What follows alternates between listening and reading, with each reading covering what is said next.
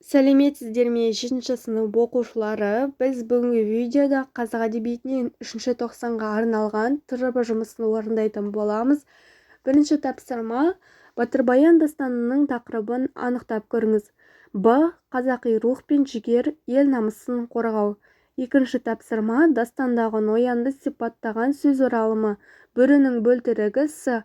Үшінші тапсырма: көксерек әңгімесінде енді бұны өлтіріп терісін алу керек, осы кәпір түбінде ел болмайды деп кім айтушы еді? Үлкендер айтатын. Б. Төртінші тапсырма: екі бала селоның шығыс жақ шетіне 200 метрдей жақындап келді де бір топ бүргеннің түбін паналап отыра кетті. Шығармадағы бұл эпизодта Борис пен серік Иван Гаманға хат әкеле жатыр. С. Бесінші тапсырма: Тәмпішқара повесіндегі шығарманың шешімі. Ертай салған суреттің Октябрь балалары газетіне шығуы. Алтыншы тапсырма: Абылайдың Қанай биге баянсыз қанатымды қалай жаям деуінің себебін түсіндіріңіз.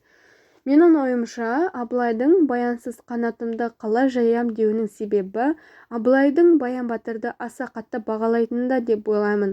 Батыр өзінің ержүректігі мен тапқырлығының арқасында Абылайдың көзіне түскен. Баян елі халқы үшін жан аямай күрескен батыр.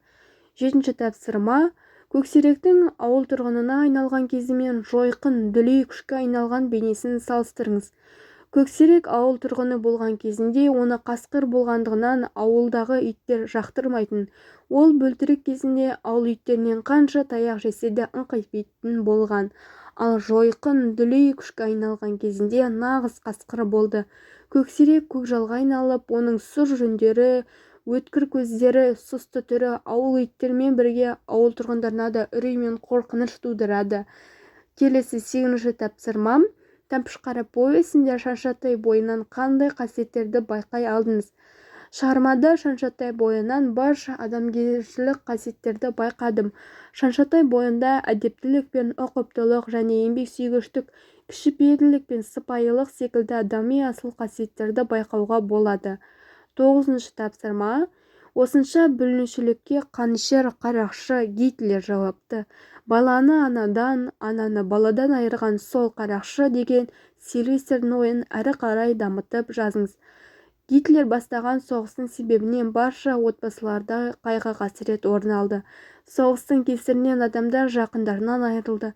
Көптеген балалар ата-анасынан айырылып, жетім қалып жатты. 10-шы тапсырма: үзіндідегі көркемдегіш тәсілдердің қолданысын түсіндіріңіз.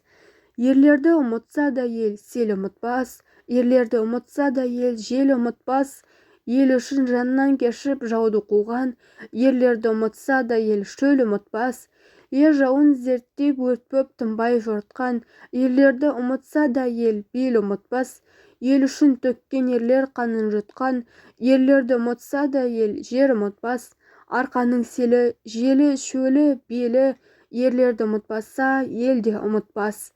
Бұл өлең жолдарында дауысты дыбыстар, дауысты дыбыс үнемі қайталанып, ассонанс қолданылады.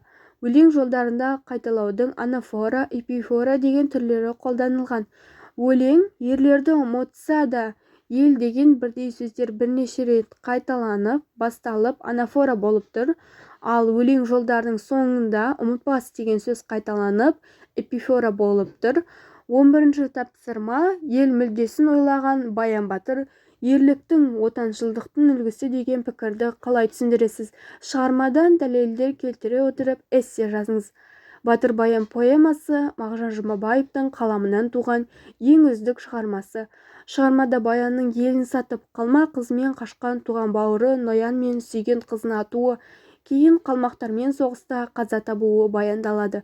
Поэмада Батыр-баянның туған бауыры мен сүйгенін өлтіруі жақын жандардан көрі отанының, елінің мүддесін ойлайтын отаншылдықты көрсетеді. Ел мүддесін ойлаған Баян батыр ерліктің, отаншылдықтың үлгісі дегенді мен осылай түсінемін. Батыр-баян ер мінез намысқой, елін сүйген батыр, көп жаудың албастысы, ел еркесі. Баянның батырлығы алашқа аян. Баянның аруақты құратынан көп қалмақ болмаушы ма еді қорқақ қоян деген жолдар Баянның батырлығын, жаугершілігін, жаудың ветрін қайтарған қайсарлығын суреттеген. Баянның өз қолымен туған бауыры мен сүйгенін өлтіруі қызғаныштан емес еді. Хабарды естігенде ол ақылынан айырылып, ашуға мінді де кете барды. Алайда бұл жауапсыз махаббаттан не дәрменсіздіктен емес. Бұл ісі оның отанына адал да берік, намысқой ерліктігін көрсетеді. Поэма жастықтың албырттығы мен сезімнің ақылға жүгінбейтінін, асаулығын, ақыл мен сезімнің тартысын әрі ерлікті көреміз. Тарихи оқиғаларды көзсіз ерлікті көре отырып, бас кейіпкер Баянның еліне деген сүйіспеншілігін, ел мүддесін өзінің жеке мүддесінен жоғары қойғанының куәсі боламыз. Баян батырдың ел мүддесін ойлауы ерліктің, отаншылдықтың куәсі екені айқын. Батыр Баян бейнесі қазіргі жастарға үлгі өнеге. Осымен тжб жұмысы аяқталды. Каналға тіркеліп, видеоға лайк басып, видеоны достарыңызбен бөлісе кетіңіздер.